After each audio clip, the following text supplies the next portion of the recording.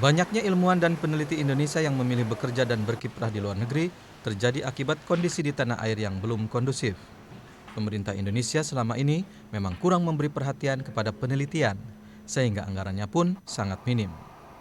Kondisi demikian membuat ilmuwan atau peneliti memilih pindah ke swasta atau bahkan bekerja di luar negeri.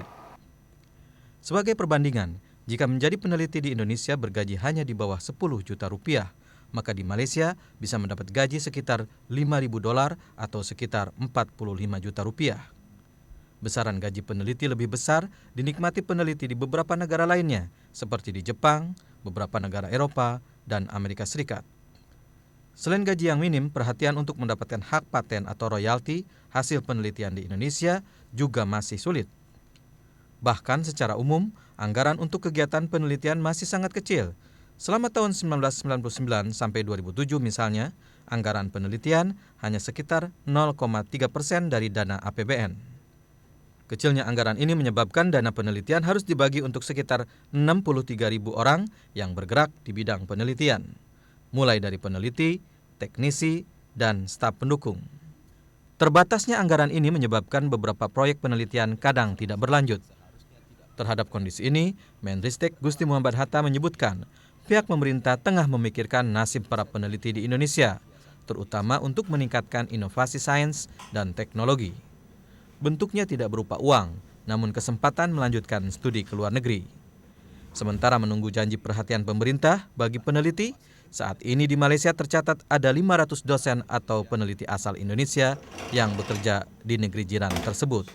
Tim Liputan Metro TV.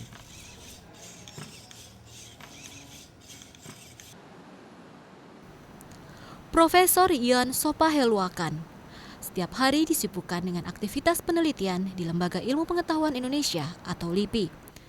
Profesor riset golongan 4E ini merintis karirnya dari asisten peneliti hingga sekarang telah menjadi pembina utama.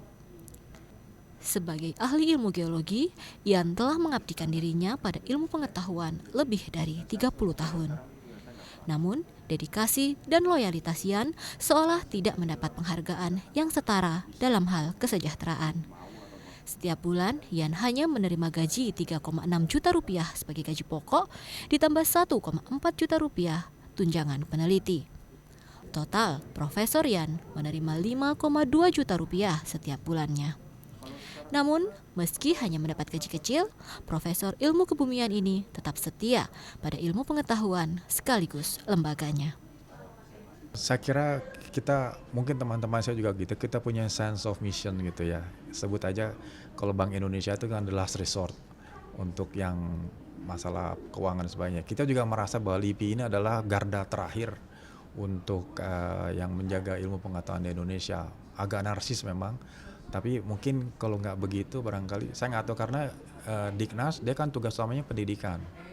Siapa yang mengurusin ilmu pengetahuan? Ristek kan mengurusin research-nya dan teknologinya. Jadi memang penjaga gawang untuk ilmu pengetahuan itu cuma tinggal LIPI gitu. Kalau LIPI nggak ada, agak narsis memang mau di kemana ilmu pengetahuan Indonesia begitu. Ian menilai wajar jika sebagian peneliti Indonesia memilih berkarir di luar negeri akibat minimnya penghargaan di tanah air. Apalagi di luar negeri seorang peneliti sangat dihargai. Seperti di Pakistan, yang gaji penelitinya 3 kali lipat lebih besar dari gaji seorang menteri. Bahkan di Korea, seorang peneliti dianggap pahlawan, yang artinya tidak harus mengikuti wajib militer. Risti Ayu, Dimas P. Baskoro, Metro TV. Ini kalau mau ceritanya. Itu dinamika. Artinya yang kita hadapi seperti itu. Ya tentunya kita seoptimal mungkin termasuk tambahan pasukan dan langkah-langkah antisipatif maupun pengejaran. Itu yang kita lakukan, kemudian kita dibantu TNI, kita laksanakan itu.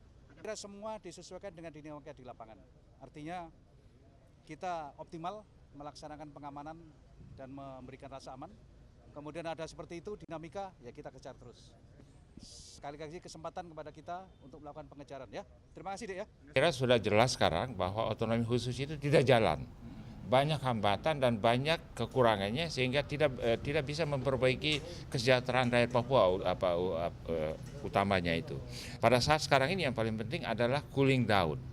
cooling down itu supaya terjadi penghentian sama sekali tembak-menembak antara dua belah pihak ini. Nah, dua belah pihak yang bersenjata ini harus bisa dikendalikan oleh masing-masing otoritas dari dua belah pihak. Jadi misalnya Jakarta harus bisa memastikan bahwa tidak ada penambahan personil TNI ke sana dan tidak ada operasi-operasi siluman yang membuat keadaan menjadi makin kacau. Tapi catatan dari kami bahwa penanganan persoalan keamanan jangan menempatkan TNI di garda depannya. Tapi tetap harus polisi karena ini menjadi tanggung jawab utama polisi.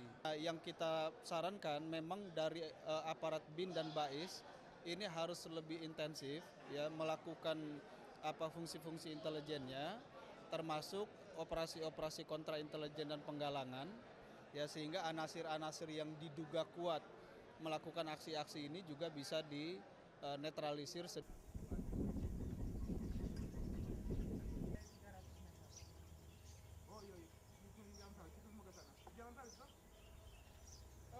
Tadi dua kali dah, maksudnya dua.